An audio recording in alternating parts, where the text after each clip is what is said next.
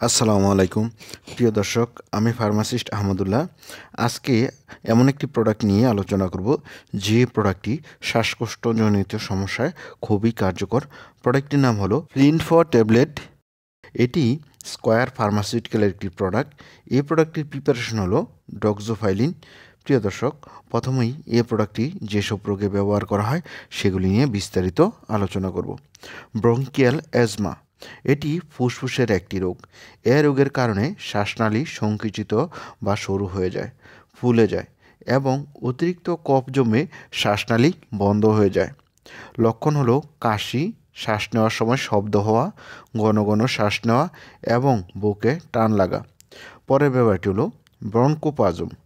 যে শ্বাসনালী ফুসফুসের সাথে কানেক্ট বা সংযুক্ত, সে লাইন শক্ত হয়ে যাওয়া এবং শ্বাসনালী সরু বা চিকন হয়ে যাওয়া। এর কারণে শরীর পর্যাপ্ত অক্সিজেন গ্রহণ করতে পারে না। লক্ষণ হলো শ্বাস প্রশ্বাস এর সময় বাঁশি বাজানোর মতো শব্দ হওয়া, বুকে ব্যথা অথবা টান লাগা অনুভব, কাশি, ক্লান্তি, ঝিমানো ইত্যাদি। COPD, chronic obstructive pulmonary disease, এটি ফুসফুসের একটি রোগ। সীমিত বায়ুপ্রবাহ এবং শ্বাসকষ্টের সৃষ্টি করে। এটিকে ক্রনিক ব্রঙ্কাইটিস বা দীর্ঘমেয়াদী শ্বাসকষ্টও বলে। এ রোগীদের ফুসফুস নষ্ট হয়ে যাওয়ার সম্ভাবনা এবং কফ আটকে যেতে পারে।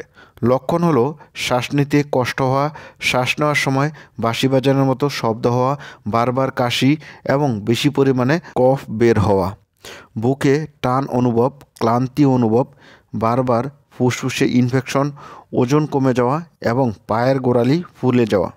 Pulmonary disease with spastic bronchial component, অর্থাৎ ব্রঙ্কি কম্পোনেন্ট এর কারণে ফুসফুসে যে ধরনের শ্বাসকষ্টজনিত রোগ হয়। প্রিয় দর্শক, এবার আসুন জেনে নিই এই প্রোডাক্টটির ডোজ বা খাবার নিয়ম সম্বন্ধে। যারা বয়স্ক আছেন তারা 200 mg ট্যাবলেট প্রতি বেলা একটি করে 2 বেলা অথবা 3 বেলাও খেতে পারবেন। আবার যারা প্রাপ্তবয়স্ক আছেন তারা 400 mg ট্যাবলেট অর্থাৎ 200 mg দুটি ট্যাবলেট প্রতি বেলা একটি করে দিনে 2 বেলা অথবা 3 বেলা খেতে পারবেন। 12 বছরের উপরে যাদের বয়স তারা 10 ml সিরাপ অথবা 200 mg ট্যাবলেট 2 থেকে 3 বার দিনে খেতে পারবেন। আর যাদের বয়স 6 থেকে 12 বছর তারা প্রতি কেজিতে 6 থেকে 9 mg 2 বেলা সেবন করতে পারবেন।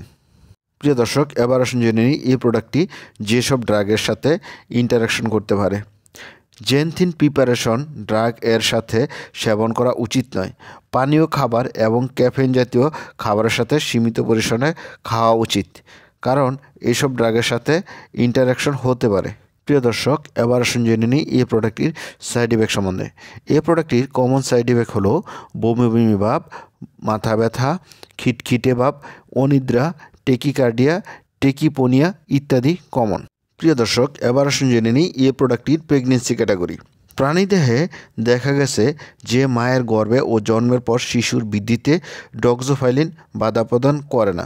যেহেতু গর্ভকালীন সময়ে এর ব্যবহারের সীমিত অভিজ্ঞতা রয়েছে, শুধুমাত্র একান্ত প্রয়োজন হলে ডক্সোফাইলিন গর্ভবতী মহিলাদের দেওয়া যেতে পারে। স্তন্যকালীন সময়ে এ ওষুধ প্রতিনির্দেশিত। প্রিয় দর্শক, এবার আসুন জেনে নিই এই প্রোডাক্টটির প্রাইস সম্বন্ধে।